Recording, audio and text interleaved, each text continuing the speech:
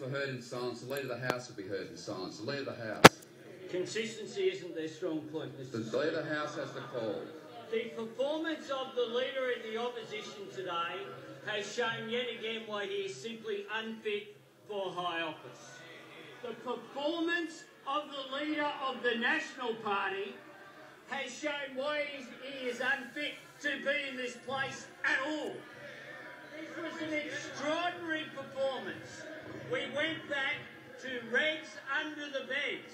We were likened to Libya, to tyranny, and yet what we have had through this process is the most democratic process that has ever been conducted for a serious piece of legislation since I have been in this place.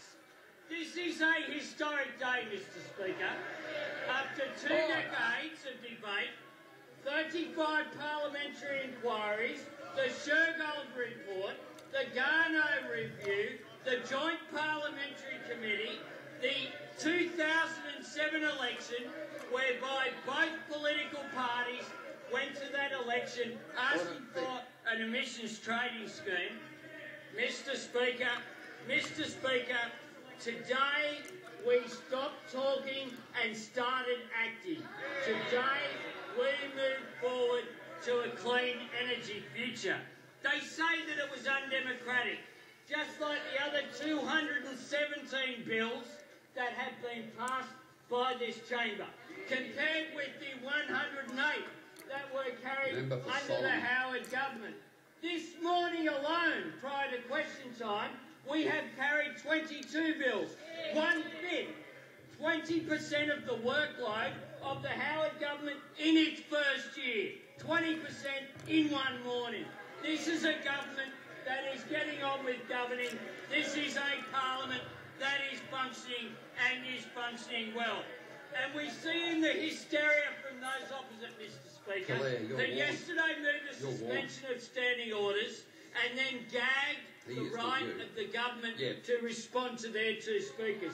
Today they were heard in silence, but we hear the interjections throughout my contribution. Well, it is a fact that we ensured that every single MP who was on the speaking list got to make a contribution in this debate. Some 126 members of this House participated, including 68 members of the coalition. Of all of their front bench, and you've got to be pretty bad to not make their front bench. They're all there. They're all there. Of all of their front bench, there was only one, the member for Wentworth, who didn't speak, and he chose not to make a contribution. We had 40 hours of debate over 30 calendar days. How does that compare? Word choices, 22 hours over 8 days. And we went to war in Iraq on the basis of under 30 hours of debate. The fact is that we took this seriously. We put in a process in which certainty could be done. And in spite of the hysterical actions of those opposite, denying pairs to people who had a child coming until they were embarrassed into it, bringing back people from the United Nations and from NATO in order to not make a difference. In spite of all that hysteria, it went through. And indeed, the only member who didn't get a right to participate fully was the member for Indi. And that was her own responsibility due to her outrageous behaviour last night, which was consistent with her behaviour both in the House and outside of the House. Consistent with the sort of behaviour where she gathered with the sort of people that we saw in the gallery from Canada today, outside my electorate office, engaging in a sort of debate that simply does no credit on the democratic process. Churchill said, Mr. Speaker, that Russia was a riddle wrapped in a mystery inside an enigma. Well, Tony Abbott's climate change negativity is hysteria wrapped in an overstatement inside an exaggeration. It's gone from policies, Mr. Speaker, that are dead, buried and cremated, to government bills that are suicide notes, to now a promise to repeal the tax cuts and pension increases, which is, to quote him, written in blood. This is the sort of This is the sort of language used by the Leader of the Opposition, the whipping up of people in the gallery day after day. So they've gone from not only acting hysterically in the chamber, they've gone now from stacking the galleries, including, Mr Speaker, people who were in the Speaker's gallery and therefore signed in by members of Parliament in order to be in that gallery today. We know last time, Mr Speaker, that they took some of these demonstrators to lunch in the members and guest dining room prior to their disruption, and today we saw their complete lack of respect for our democratic processes, their complete lack of respect for our parliamentary processes. This is a man who is not a conservative, he is a reactionary. We know that half of the people on that side of the House also support putting a price on carbon. We know that that's the case because they had a vote on it when they all signed up to the CPRS, including the support that was given by the Leader of the Opposition, the weathervane on climate change at that time. But we see this constant hysteria.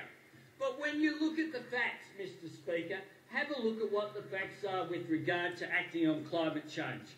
It is one thing, Mr Speaker, to be a climate sceptic. It is another thing to be a market sceptic and to call yourself a Liberal. But this is a market sceptic opposite.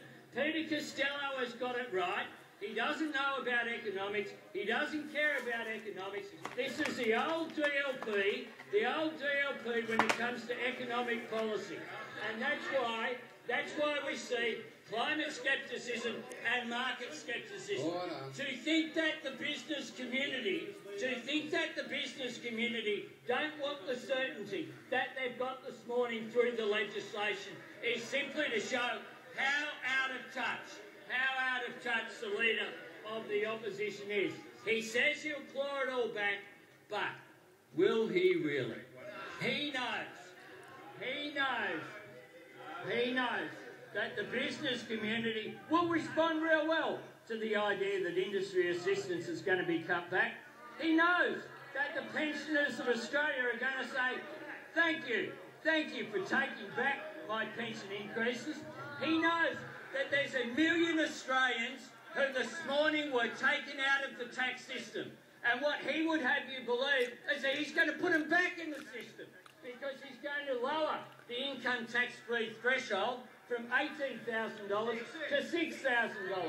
This is someone who would have you believe that he's going to go to an election saying that income taxes will be increased for low and middle income earners earning under $90,000. This is an absolute fraud when it comes to climate change, when it comes to economic policy, when it comes to common decency with regard to how debate is conducted in this place. And that is why he is the only living Liberal leader who is opposed to a price on carbon. He is isolated from the mainstream of opinion. The mainstream of opinion, the scientists who say we should act on the science, so he dismisses them. The economists who say we should use market-based mechanism, so he dismisses the economists. The environmentalists who say that we need to act to protect our environment. And most importantly of all, the parents and the grandkids who say that we have a responsibility to leave the world a better place than the one that we inherited. That is the most important task that we have as members of the House of Representatives. It's one which we on this side of the House take seriously. It's one which we honoured this morning through our vote to put a price on carbon.